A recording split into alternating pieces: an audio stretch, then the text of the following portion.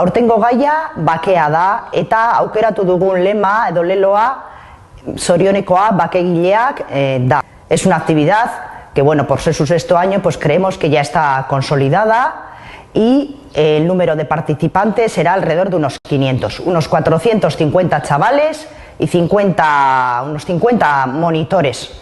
Esperamos que sea un día gozoso, de alegría, de pasárnoslo bien y, bueno, pues de vivir todos, ya que estamos trabajando el tema de la paz, pues en fraternidad. Seguro que sí, que nos lo pasamos bien.